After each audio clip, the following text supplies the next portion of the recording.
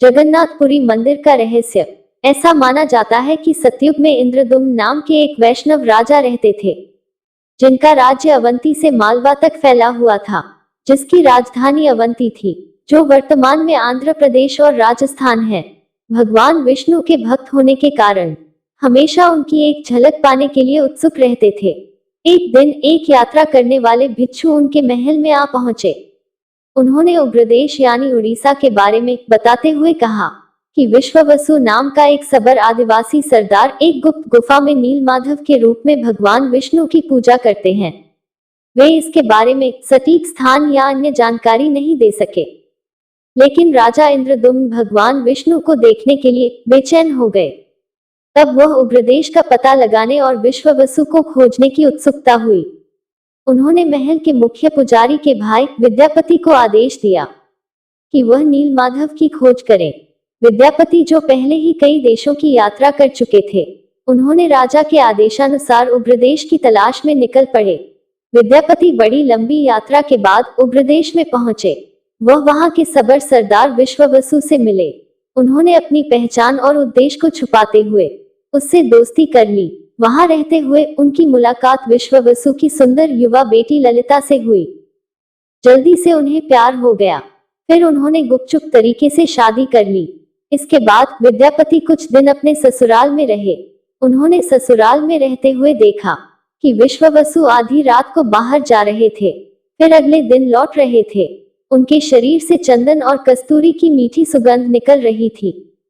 विद्यापति ने जब ललिता से उसके बारे में पूछा तो वह पहले तो टाल गई, लेकिन कुछ देर बाद उसने अपने पिता के निर्देशों के खिलाफ खुलासा किया कि उसके पिता नीलमाधव की पूजा करने के लिए जंगल में एक गुफा में जाते हैं। विद्यापति इसी जानकारी की तलाश में थे। उन्हें यह जानकर बहुत खुशी हुई। वे गुफा के स्थान को जानने के लिए उत्सुक हो गए ताकि वह इसके बारे में राजा इंद्रदुम्न को बता सके। फिर उन्होंने ललिता से लगातार अनुरोध किया वे नीलमाधव को दिखाने के लिए गुफा की यात्रा की व्यवस्था करें। पहले तो ललिता ने यह कहकर मना कर दिया कि यह असंभव है, क्योंकि उसके पिता कभी सहमत नहीं होंगे। हालांकि कुछ झिझक के बाद उसने अपने पिता से इस संबंध में बात की। उनके पिता अपनी बेटी के अनुरोध को मानते हुए अनिच्छा से सहमत हुए। फिर यह निश्चित किया गया कि विद्यापति विश्ववसु के साथ आंखों पर पट्टी बांधकर जाएंगे। नीलमाधव को देखने के बाद उसी तरह वापस लौट आएंगे। चतुर विद्यापति ने इस अवसर का लाभ उठाया। गुप्त गुफा के रास्ते को याद रखने के लिए चुपचाप अपनी लंगोट के कोने पर कुछ सरसों के दाने बांध दिए। जैसे ही वह गुफा के रास्ते आगे बढ़े, वैसे वैसे वह सरसों के दाने गिराते गए।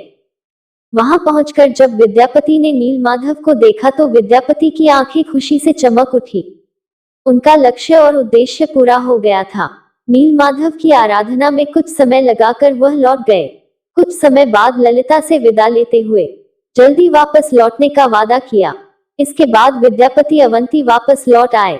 अवंती पहुंचकर विद्यापति ने इंद्रदुम्न को अपने निष्कर्ष बताए, जो उत्सुकता से उनकी प्रतीक्षा कर रहे थे। इंद्रदुम्न ने कोई समय नहीं गंवाया। फिर हमेशा के लिए भगवान विष्णु की पूजा के उद्देश्य से नीलमाधव को अपने राज्य में लाने का फैसला किया। राजा इंद्रदुम्न ने अपनी सेना के साथ उग्रदेश पर आक्रमण की आवश्यक तैयारी की। इंद्रदुम्न ने उग्रदेश पर आक्रमण किया, फिर विश्ववसु को कैद कर लिया। तब विश्ववसु को विद्यापति की चालाकी का पता चला। राजा ने विश्ववसु से नीलमाधव को दिखाने के लिए गुफा में ले जाने को कहा, जिसे विश्ववसु ने साफ इनकार कर दिया। इसी बीच बारिश का मौसम शुरू हो गया था। विद्यापति के द्वारा फेंके गए सरसों के बीज गुफा के रास्ते में पीले फूल दे रहे थे। फूलों के रास्ते पर चलकर इंद्रदुम्न को गुफा तक पहुंचने में कोई दिक्कत नहीं हुई। लेकिन जब वे वहां पहुंचे तब नीलमाधव अंतर्ध्यान हो चुके थे। राजा निराश हो गए। गुस्से में पूरे उग्रदेश को घेरने का फैसला किया।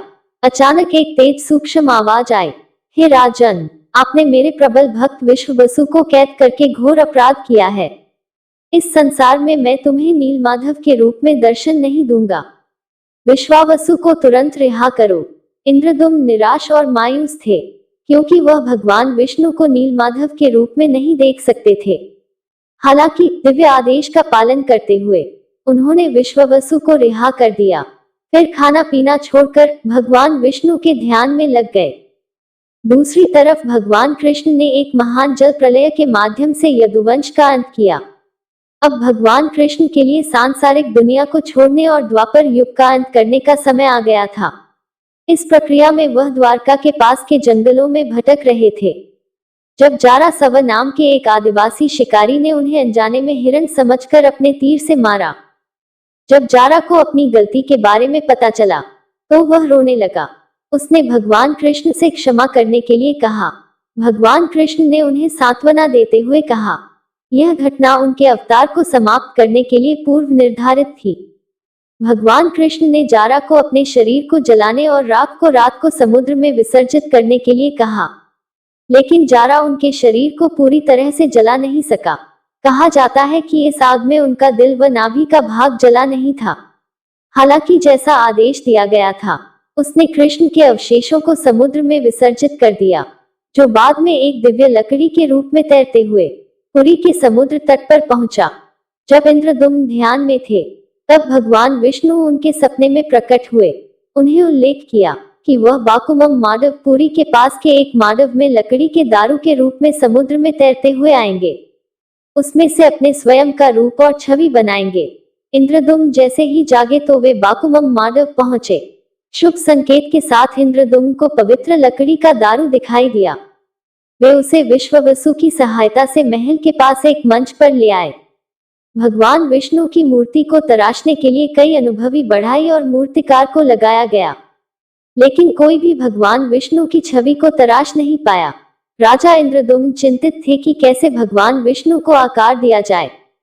राजा इंद्रदुम्न की चिंता के समय ही एक बूढ़ा व्यक्ति महल में आया, जिसने अपने आप को अनंत महाराणा बताया, जिसे दिव्य बढ़ाई विश्वकर्मा माना जाता है। उन्होंने राजा को भरोसा दिलाया कि वह मूर्ति निर्माण कर सकते हैं, लेकिन कुछ शर्त पर कि वह मूर्ति को 21 दिन में बनाएंगे। वह इसे अकेले ही बनाएंगे। जब तक वह अपना काम पूरा नहीं कर लेते, तब तक उन्हें कोई भी परेशान नहीं करेगा, न ही कोई महल के अंदर प्रवेश करेगा। राजा इंद्रदुम्न ने उसकी शर्त मान ली। फिर उस बूढ़े ने महल का दरवाजा बंद करते हुए काम करना शुरू कर दिया। लोगों को सिर्फ हथौड़ी छेनी की आवाजें सुनाई देती थी। इस तरह 2 हफ्ते बीत गए। फिर उन्हें एक दिन कुछ भी सुनाई नहीं दिया। रानी गुंडचा उत्सुक और बेचैन हो गई। उन्होंने सोचा कि बूढ़ा आदमी बिना भोजन और पानी के भूख प्यास से मर गया होगा।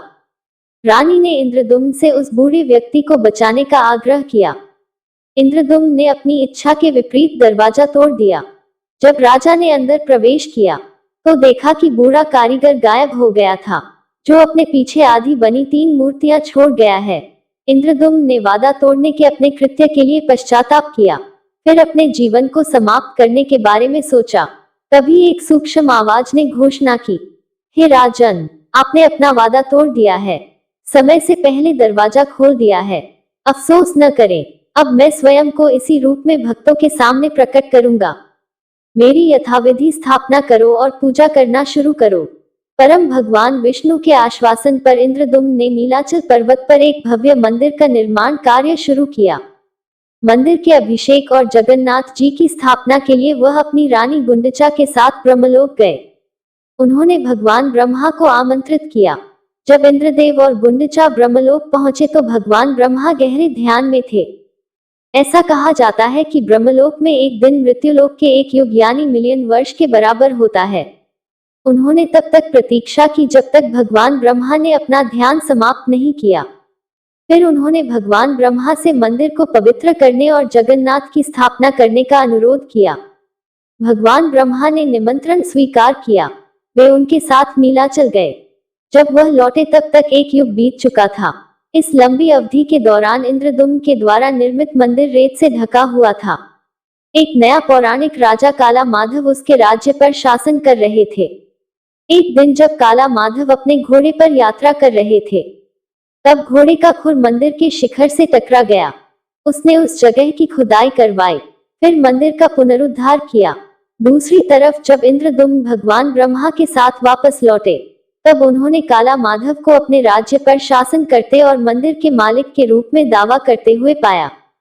उनके बीच विवाद हो गया। उन्होंने भगवान ब्रह्मा से मध्यस्थता करने का आग्रह किया। भगवान ब्रह्मा के पूछताछ पर यह स्पष्ट हुआ कि इंद्रदुम्न ने वास्तव में मंदिर का निर्माण किया था, लेकिन काला माधव ने इसे बचाया था। भगवान ब्रह्मा ने तब अभिषेक के अनुष्ठान को आगे बढ़ाया। इंद्रदुम्न की भक्ति, उनकी पूजा व महान मंदिर के निर्माण से भगवान विष्णु बहुत प्रसन्न हुए। भगवान विष्णु ने राजा इंद्रदुम्न से किसी भी वरदान को मांगने के लिए कहा। इस पर महान भक्तों इंद्रदुम्न ने कहा, यदि आप वास्तव में मुझ पर प्रसन्न हैं, तो मुझे यह वरदान दे कि मैं निर्गुण हो जाऊं, ताकि कोई भी शरीर यह दावा न कर सके आपके मंदिर को उनके पूर्वजों द्वारा बनाया गया था। यदि भविष्य में आपका मंदिर या आपकी मूर्ति क्षतिग्रस्त या नष्ट हो जाए, तो भी आप यहाँ रहेंगे, इस स्थान को नहीं छोड़ेंगे। राजा की प्रार्थना के अनुसार भगवान विष्णु ने उन्हें वरदान दिया, लेकिन रानी गुंडचा निर्गुण होने की बात को सहन नहीं कर सकी, क्योंकि कोई भी महिला निर्विकार नहीं रहना चाहेगी। वह स्वाभाविक रूप से आहत और दुखी थी, जिसे भगवान विष्णु समझ सकते थे। भगवान विष्णु ने उन्हें यह कहते हुए सांत्वना दी कि वह उनके घर में पैदा हुए हैं, वे उनके बेटे समान हैं, वह उनकी मां समान है, वे उन्हें कभी मना नहीं कर सकते। हर साल रथ यात्रा के दौरान 9 दिन तक उनके पास आकर रुकते थे, उनके द्वारा बनाए गए स्वादिष्ट भोजन को खाते थे। इसलिए रथ यात्रा के दौरान भगवान जगन्नाथ, बलभद्र, सुभद्रा और सुदर्शन चक्र के साथ गुंडिचा मंदिर जाते हैं, वहां 9 दिन बिताते हैं। रानी गुंडिचा जो देवकी नहीं है, यशोदा भी नहीं है, बस उस कान्हा ने उनसे वादा किया था, इसलिए हर साल अपना वादा पूरा करने आ जाते हैं। ऐसे हैं भगवान जगन्नाथ, जो अपने भक्तों की देखभाल के लिए बिना पलकों के अपनी आंखें हमेशा खुली रखते हैं। तो दोस्तों, कैसी लगी आपको हमारी आज की कहानी अच्छी लगी तो वीडियो को लाइक कर दीजिए और ज्यादा से ज्यादा लोगों में शेयर करें। अगर आप हमारे चैनल पर पहली बार आए हैं तो चैनल को सब्सक्राइब कर लीजिए, क्योंकि हम अपने चैनल पर ऐसी ही कहानियां लेकर आते रहते हैं। मिलते हैं फिर एक कहानी के साथ। धन्यवाद।